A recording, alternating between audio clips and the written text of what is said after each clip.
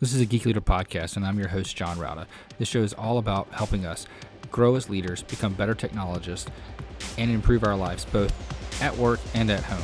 I hope you enjoy the show and learn a lot.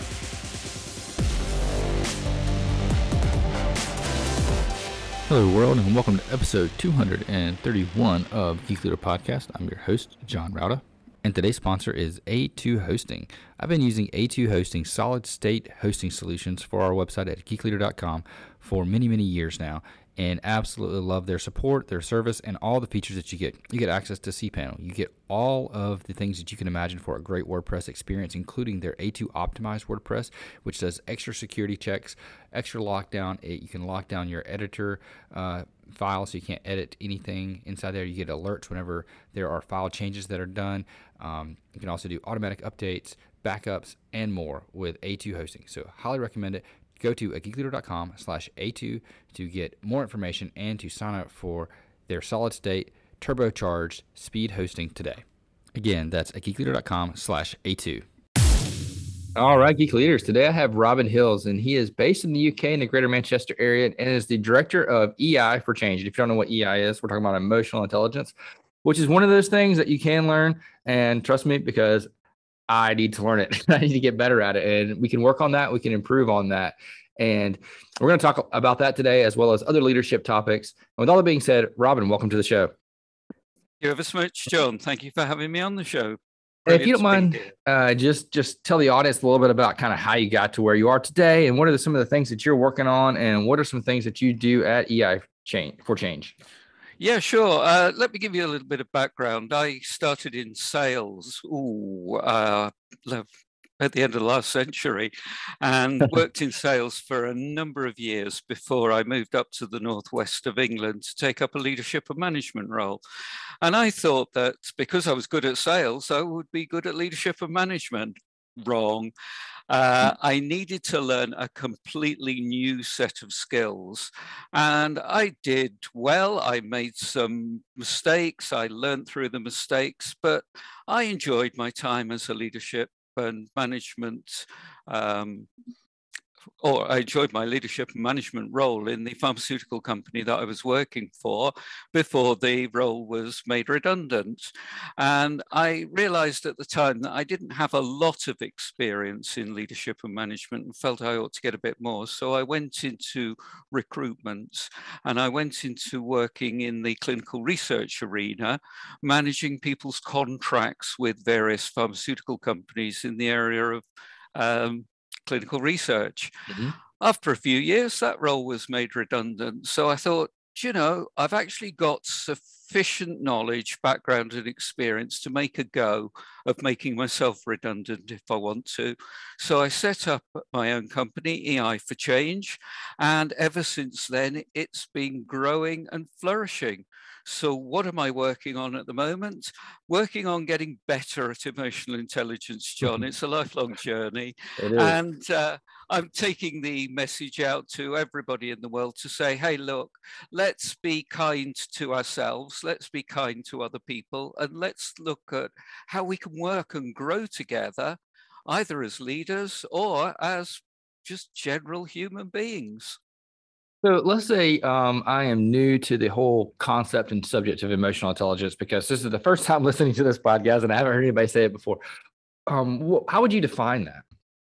Well, emotional intelligence is made up of two words, emotional and intelligence, but people really confuse the two. Mm-hmm. And they think that because they're intelligent, they shouldn't have emotions and they shouldn't express emotions, or emotional intelligence is all about being emotional. Well, it's a little bit of all of that. Put simply, emotional intelligence is being smart with your feelings so that you can make good quality decisions and build up authentic relationships. I've never heard it put that way, but being smart with your feelings, that's brilliantly simple, Isn't it just? So we all have emotions. I had emotions before I came onto the podcast. Your listeners will have had emotions before they even started listening to the podcast. And those emotions will have changed as they've listened to you and I talking. So how do we work with those emotions as they subtly change in the background? Yeah. So one of the things that I know, being brought up in the South of America, in the southern states, it was kind of like, as a male, your father kind of looked down on you if you cried, if you had emotions, and we've kind of sheltered a lot of that and put a lot of that back. And you always hear about these great military leaders that seem to have no emotions and just kind of went in there hard. And as I've gotten older and gotten further along in my career, I realize how wrong some of that stuff is. Yeah. Um, what are some ways that we can maybe uh, retrain ourselves to understand the importance of having that EQ or that emotional intelligence? Well, I think a lot of people see emotions very black and white, Mm-hmm. and a lot of people focus on the obvious and immediate emotion of anger, and how do they work with and use anger. So anger is a very powerful, very intense emotion, and so managing that is really, and understanding that is really a good start to looking at emotional intelligence, because there are subtle shades of anger. What makes you angry, John, might make me mildly irritated or annoyed or cross, or it might make other people or throw them into the grips of rage. So how do you react to situations, and how do you work with and utilize that anger? What is the message behind that emotion? Why am I feeling angry? Normally, I'm feeling angry because somebody has transgressed one of my core values, one of the principles by which I live. So if I'm using my anger well, I need to be able to target that anger in a way to right a wrong. And how do I do that? That is the critical bit, because if you do it well, you're then able to apply your intelligence to using and working with that emotion. Now, there are a number of other basic human emotions, which include fear, um, happiness, Mm-hmm. sadness, surprise, disgust, and contempt. These are well-known basic human emotions. So we all experience them, whether we're blind from birth or whether we are living in an equatorial rainforest that's been isolated from the rest of humanity. We will all experience and express these emotions. So once you've got a better clear understanding of, say, one emotion, you can move on to another emotion. What makes me happy? How do I get joy from what I'm doing? How can I get more of that if I enjoy those pleasant feelings? What is it that I need to do to stop myself being fearful at work? What is it that I need to do to manage the fear that I might induce in other people? How do I work with disgust? Why do I feel contemptuous of that individual? Why do I feel superior?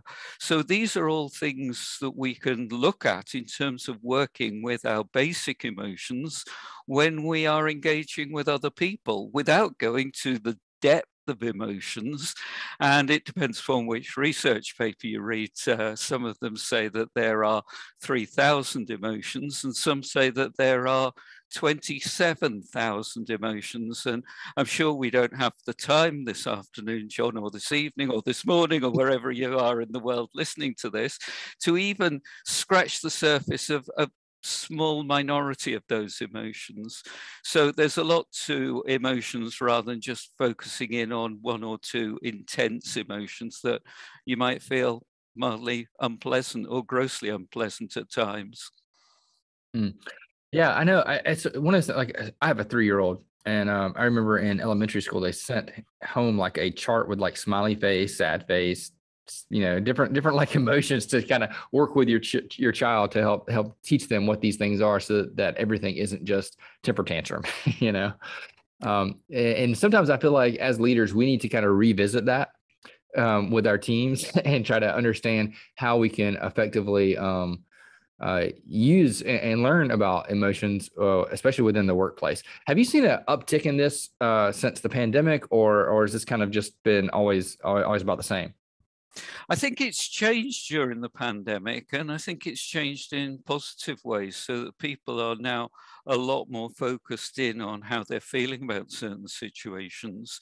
But I think there's been an uptick long before the pandemic where there is a lot more around emotions and emotional awareness and emotional management in kindergarten and in primary schools, certainly in the Western world. But I think that needs to continue. And I think we're doing our children a disservice because we stop teaching these things from about the age of 7 upwards. And I think really what we ought to be doing is building that into the curriculum, certainly in secondary education and even in the university sphere. How do we work more effectively with our emotions to make better quality decisions and to build authentic relationships? So how do we become more emotionally intelligent? And I think that is the challenge. But to go back to your original question, yes, I think it was thrown into sharp focus when we were all in lockdown and everybody was going through emotional turmoil, and people were feeling very unpleasant, very uncertain, very unhappy, finding different ways of coping, finding things very stressful, working from home, living with your partner, living out of each other's pockets, teaching the children, listening to mixed messages coming in through media, trying to work, trying not to work, worrying about finances. Oh, there's so much more. The list goes on, John. But how do we work with that? We've all come through the pandemic, hopefully unscathed and without too much trauma and turmoil in our lives. But we're having to adapt and cope around the changes that the pandemic have induced. Yeah, I know. I know for me, it's kind of one of those things where in certain aspects of emotional intelligence, kind of, I don't know if it was more second nature, where I would see someone and be able to react because of the body language or the facial expressions and things that people are evoking. Whereas now, like when things are more remote, you're doing more Teams meetings and Zoom calls and things like that. It's a little bit more difficult. Do you have any advice for people to kind of help understand what the person you're talking to's emotional response may be when you are doing things remote? Yeah, certainly, John. But before I do that, I think it's vitally important just to point out that on Zoom and on devices and using technology, we do miss out on some of these communication channels that you've mentioned. We miss out on facial expressions, body language, certain aspects of tonality, the way in which people are engaging because they're looking directly at a camera. So in order to come to terms with that and work with it more effectively, you've got to have a better understanding of your own emotions as a leader and show some vulnerability. Share with the people that you are engaging with your own emotions. I'm feeling rather anxious at the moment. I'm worried. Things are not going as well as I wanted them to. I'm having to readapt. I'm having to work around this. So be kind and be gentle with me because I don't know how to use this technology to the extent that I would like to. I want to help and support you. So I want you to be open with me. So how are you feeling at the moment? Now, a lot of people might just turn around, and certainly a lot of geeks might turn around and say, good, fine. Yeah, because they don't talk about emotions. Well, good is not good enough. Fine is not fine. Let's hear how you are feeling. What emotions are you experiencing? Dig down deep and come up with something, anything, because that's going to help you to engage and empathize with people at a much deeper level. So, yes, I'm feeling annoyed. I'm feeling anxious. I'm feeling unworthy. I'm feeling desperate, whatever it is, just share those emotions and talk about them. Because by so doing, you're actually helping people to support you and build up your emotional intelligence, your empathy, and your relationship.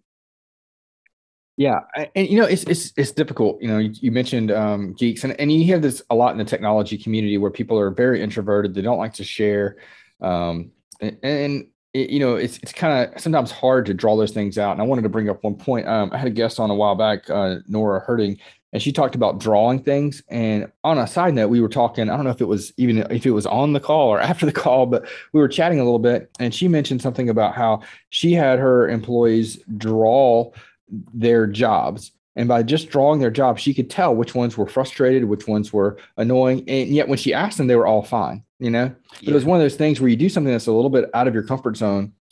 It kind of brings out some of those emotions that you aren't sure how to even talk about or how to even bring up, or even that you're, experiencing. Sometimes I'll be frustrated and I'll just be like, what's wrong? I was like, nothing, I'm fine. Like, but you don't sound fine. Like, I guess I'm not fine. I didn't, my emotion didn't talk to my brain to tell me that I wasn't fine. Yeah, and a few years ago, we were approached by a global experiential learning company to help leaders to work with people around the subject of resilience. They were saying to us that they don't have a coaching toolbox really to help leaders with resilience. So they asked us to go away and do some research to see if we could come up with something around resilience. And what we did is we went into organizations and spoke to a whole group of people, from the board all the way down to the new leaders that have just started in their roles, and said to them, what does resilience look like? Can you redraw this? Can you help us to understand what it means in your world? What does the view of resilience mean to you? So these were all visual cues so that we could actually then get an artist to draw what it is that they were saying. And from all of this research, what came out of it was about 12.5 images, which were translated into cartoon images that could be used when we go in to work with leaders to say, well, talk to us about how you're feeling at the moment. When you are at your most stressed, what does it look like? When you're at your most resilient, what does it look like? Now, a lot of leaders, as you say, would find it difficult to do that, but to actually talk through a metaphor, talk through a drawing, talk through a picture, talk around an image, it's less challenging and allows for a very deep cathartic conversation to take place around emotions. So it's really choosing a tool or a way to get people to dig a little bit deeper than just the superficial, yeah, I'm fine, right, let's talk about all the technical aspects or tactical aspects of a task that we're working on, when really the emotions are just being ignored. Yeah, absolutely. So what are some things that we as leaders should do maybe during a one-on-one or just on a routinely basis to kind of encourage this type of behavior and conversations amongst our peers and our employees and things like that? Well, I think one of the fundamental understandings that leaders should have is that they are responsible for the emotional climate of their team. Yes. And it's important that the leader recognizes that if they are being angry, then the team will respond with fear or with anger themselves. So how do you want your team to be? Well, we want our team to be happy. No, you don't. You might want your team to feel pleasant and to enjoy the challenge of working under your tutorship, leadership, but you don't want them to be happy all the time, because if they're deliriously happy, it's like, hello trees, hello flowers, hello grass, isn't everything going well? They will take too many risks. And have you tried communicating with somebody who is deliriously happy? It's nigh on impossible. You don't want people to be happy. Like I say, you want them to feel fulfilled, engaged, and challenged. So how do you drive that sort of emotional climate? What is it that you need to do? Well, first of all, you need to find out how people are feeling. And the easiest less contentious question to ask is not necessarily how are you feeling, what emotions are you feeling, and then come in with a leading question: are you happy? Are you angry? Are you sad? Anything like that. What sort of feelings are you feeling at the moment? Are they unpleasant? Are they pleasant? Talk to me about them. And when you talk about pleasant or unpleasant emotions, unpleasant feelings, you don't necessarily need to open up your paint box of emotions and pull out a word. You just need to talk about that feeling of pleasantness and unpleasantness. And right, what's driving that? What is it that we need to do to get you to work with that emotion more effectively? Let me give you another example. Prior to coming on to this interview, I was feeling mildly unpleasant. And that was because it was being driven by the emotion of anxiety, mild anxiety. And I needed that anxiety, John, to physiologically put myself in the right space to get my adrenaline to surge so that I could engage with you in an interview. Now, when a leader is going into a board meeting to present a contentious piece of work, a report, they sales figures, whatever, they're going to feel unpleasant. They're not going to feel deliriously happy. And if they're going to present in front of a conference of 500 people, they're going to feel unpleasant. So it's recognizing that unpleasant is not bad. Unpleasant is good, but you need to understand why you're feeling unpleasant and use it and work with it. And then when you come out of that situation and you've done a good job, enjoy that feeling of pleasantness. And it might not be, again, happiness, but just enjoy the fact that you've survived, it's gone well, and that you can do it again at some point in the future. Yeah, I was actually talking to someone, I guess it was a week ago, a friend of mine, we were talking about anxiety. And, I was like, yeah, it stinks to sometimes have anxiety about this. He's like, no, anxiety is a blessing. And he went through like all these reasons of why him having anxiety helps him, and how without these anxious behaviors and feelings, he wouldn't be able to do all that he's done and accomplish all that he's done. And it's one of those things where, sometimes our society paints an emotion in a negative aspect, when in reality that thing can be, harnessed for good. Yeah, I think one of the myths that we ought to destroy here is that there's no such thing as positive and negative emotions. Emotions are emotions. Yes. We experience them for a reason. And what we need to do when we're being emotionally intelligent is to actually say, what's the message behind how I'm feeling at the moment? What's the intelligence within the emotion?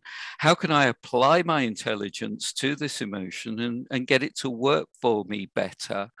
And by so doing that, you then have that internal awareness of self and emotions, which will help you as a leader then engage with people at a deeper level, because you're then in a better place to understand their emotions. And again, let's not paint them as being positive or negative. It's not the emotion that is positive or negative, good or bad. It's the behavior that the emotion evokes that is positive or negative, good or bad. And that's what people see, that's what people react to.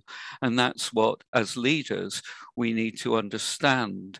So let's look at how that emotion is driving that behavior, and let's get that behavior to work in a more appropriate way. I think that's really good. And I think that's one of those things that a lot of people, I think that's a great myth that people fall into, that they think that, oh, this is a negative emotion, I need to, bury this. But instead, we need to learn from what are the behaviors that we can derive from this that are positive, or evoke a positive outcome. Yes, and I would look at emotions as being constructive or destructive as well. So if you're having an unpleasant constructive emotion, then you might be looking at mild anxiety.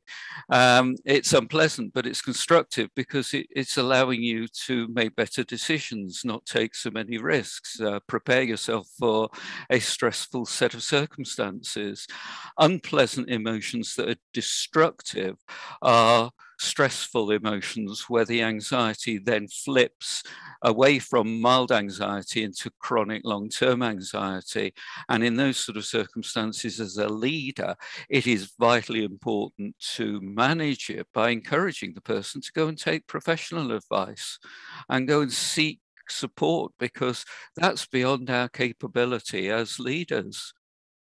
Mhm. I know one of the emotions that I've kind of struggled with is frustration. I get frustrated pretty easily, especially with my kids. and, Yeah. Sometimes I have to learn how can I use this frustration in my benefit. And for me, it's like if something is frustrating me, then how can I change the behavior that's causing that frustration? Whereas I used to just, I'm going to yell at you for doing this. Now I can say, okay, why is this frustrating me, and what can we do to prevent this from happening in the future, and try to, do that in a calm, rational manner versus just exploding. Well, what are some tips that you might have for that? Well, I think the way in which you've described it is perfect, John. It's a case of calmly working out what is causing the frustration and not allowing it to flip into anger.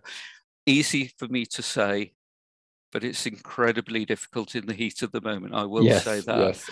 And I think the other thing to think of is, don't get angry. Usually the next bit is get even. No, don't do that. Don't get angry. Change that anger into a slightly different emotion and express it in a slightly different way. The way in which you're behaving is making me angry. I am very disappointed in the way in which you're behaving. And you would be surprised the way in which people will react to it. Because if you react in an angry way, they kind of say, oh, yeah, I've had anger before. That's their problem. Whereas if you say, I am disappointed in you, it then becomes their problem, because they have not risen to your level of expectation. And they've then got to change the way in which they're behaving to actually try to resurrect the situation and behave in a more appropriate way. Yeah. I can go back and think. I used to get very frustrated with my 7-year-old when, he would do certain things that just, or didn't do things he was supposed to do. It would, and I would just yell at him to do it, And I heard him talking to my daughter and say, yeah, daddy's just grumpy all the time. So then the next time, something like this happened, I made a point to say, you not doing these things when you're supposed to is starting to cause frustration in me. So I'm going to give you an opportunity to do these things so that I don't get frustrated with you. And, that seemed to help him, because then it's not daddy's being grumpy. It's that, oh, I'm not, like kind of almost exactly what you're saying, is that I'm not living up to those expectations. Yeah, and I think as leaders, we go into the work environment and we can't bang the table, scream and holler at people in an angry fashion like we might do at home. But so how do we use that? And if you then turn around to somebody who is a member of your team and you say to them, look, I'm feeling very angry at the moment, but I'm extremely disappointed because you haven't done what I expected you to in the manner in which I expected you to do it. That person will go away so chastened that they will do their utmost to try and reach that level of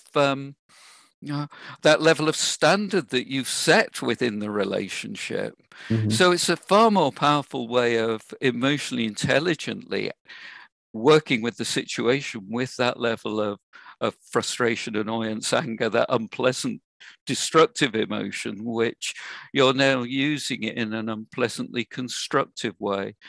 Now, you've got to be careful, because there are going to be certain people within your team, and this certainly happened to me many years ago, where people were using pleasant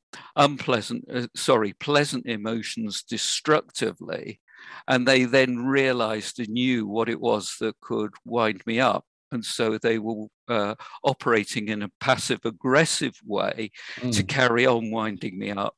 And ultimately, it then had to go into a different sphere.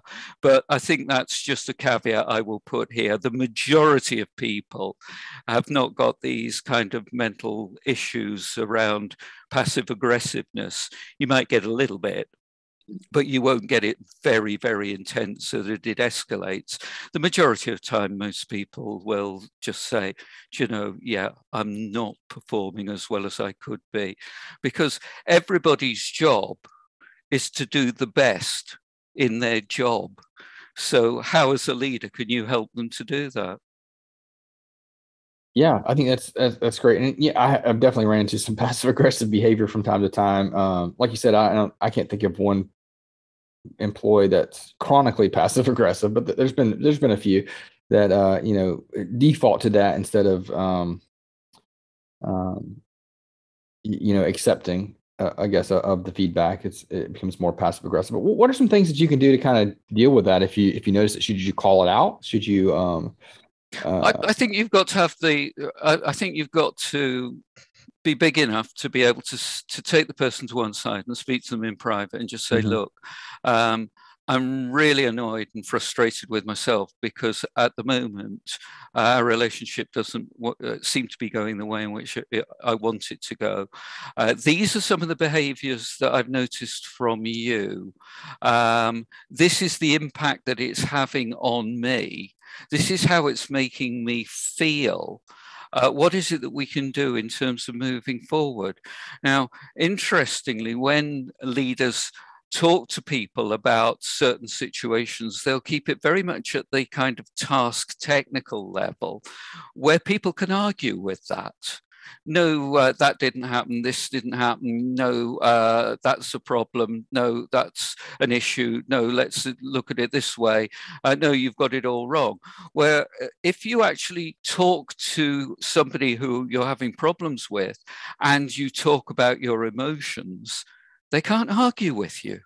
They cannot argue with you. So I'm feeling very angry. No, you're not. Well, yes, I am. See, it just doesn't work. So this is another reason for leaders to become a lot more comfortable in using and expressing their emotions. It gives you a lot of power when you're communicating with people within your team. Yeah, absolutely. I think that's one of the things that you can definitely do as a leader is to express it as your emotion, not as them. And whenever you do address things as I'm feeling this way, it kind of shows someone that you are taking the high road of putting it on you versus always blaming somebody. Yeah, and also it allows you to express yourself as a human being, and they see you not as an automaton, a technocrat, or dare I say it, a geek, but somebody who has actually got emotions and got a bit of a soft touch to them. Yeah, absolutely. I think, so how important is vulnerability when it comes to leadership? That's one of the things that, when you look back on, I'm a big history buff. I like to look at, old World War I and World War II videos and things like that. And you see like Patton and these other leaders that don't seem to be very vulnerable. They seem to be, impervious of things. But yet when I'm leading, I feel like I make such a bigger impact when I show vulnerability to my team than I do if I just am always right. Yes, what I would encourage you to think of as a leader is that the leadership that we experienced during World War I and World War II, 70, 100 years ago, were very militaristic leaders, and they needed followers who would just do what they're told. That doesn't work in the business context of the 21st century. What we now need to do is to lead people in a different way, and we need to encourage people to do things because they want to do them rather than because we're shouting at them as a leader. So I think you are finding, and certainly I'm finding, that a lot of militaristic leadership is getting washed out of the system, albeit slowly. But vulnerability is absolutely vital. But here you've got to get the balance right, because you've got to show a level of vulnerability to show that you've got that human side to you and that you are an emotional being, but not so much so that you are so emotional that it then starts to cause you too many problems. Or as I say, you've got to be careful with certain individuals, because if you expose your liabilities, your weaknesses, your Achilles heel, then they will know how to go and prod and poke that to get an emotional reaction from you. So a lot of leadership is about balance and getting that balance right, and knowing full well that if you're a good leader, you're going to get it wrong on occasions. Yeah, absolutely. So, Robin, if you don't mind, just give me any information that, or any way that people can connect and find out more information of the courses and things that you're offering, and if they have any questions, how they can reach out and contact you. Sure. My email address is robin@ei4change.com. That's ei4change.com. Go and have a look at ei4change.com, the website, and that will link you to a free book that you can download, Develop Your Emotional Intelligence. There's some quizzes, there's some free resources that you can sign up for, and it will also link you through to a whole range of courses on emotional intelligence. Introduction to Emotional Intelligence, the principles of emotional intelligence in leadership, emotional intelligence in teamwork, coaching, you name it. I've got the most comprehensive range of emotional intelligence courses available online on the internet. They're self-paced, and be great if you would like to enroll in any of those. Yeah, I think that's great. I think it's one of those areas that you don't learn about emotional intelligence in college when you're taking your management classes. And usually if you're taking a leadership course, they may briefly go up over them, but it's one of those things that people like me sometimes struggle with and realize that it's something we've got to work on. And but it's just a skill like you can learn just like any other thing, just like time management or other things that maybe you're not as gifted at talent. You're not gifted with from birth, but you can definitely learn those skills and use them, and it makes a huge impact on your team. Yeah, and there's an interesting question that comes out of that, John. Am I emotionally intelligent? I, as Robin Hills. Well, if I answer yes, it's rather arrogant and self-conceited and suggests there's no room for improvement. But if I answer no, why am I working in the field of emotional intelligence? The answer is it depends. I mean, there's going to be a time when I'll go into a situation and I'll come out and think, yeah, I handled myself well, I handled the emotions well, I handled everybody's emotions well, I worked with the emotional climate, I'm pleased with what I did. And I'll come out of another situation very, very similar, and I'll completely screw up. So it's work in progress, and we've got until about the age of 70 to learn how to become more emotionally intelligent. It tends to fall off after that time. So we've got, months, years ahead of us to learn how to become more emotionally intelligent. Well, good. I need it. So I think that's good. I think it's also important to let people know that it is a work in progress. It's not, so if you're struggling right now, if you have your ups and downs, your bad times, you can bounce back. Oh, yeah, definitely. And learn from it. You've got a great team around you. Let them give you some feedback. And I'm not interested in what you've done badly. What is it that you've done well, even in situations that you've screwed up on? Because what you need to know is what the team like about what you do well, so you can do more of it. Absolutely. Well, Robin, it's been great talking to you. I really appreciate it. And we'll link all those, your website up in the show notes so people can contact you there. And thanks a lot. Thanks ever so much, John. If you enjoyed that episode, please leave a rating and review in Apple Podcasts. I'd greatly appreciate that.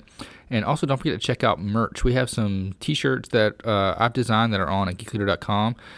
You can click on the merchandise section there and check that out. And also don't forget about the books from our guests. So if you like this guest and other guests that have written books, please go ahead and check that out at geekleader.com. I would greatly appreciate it, and I'm sure they would too.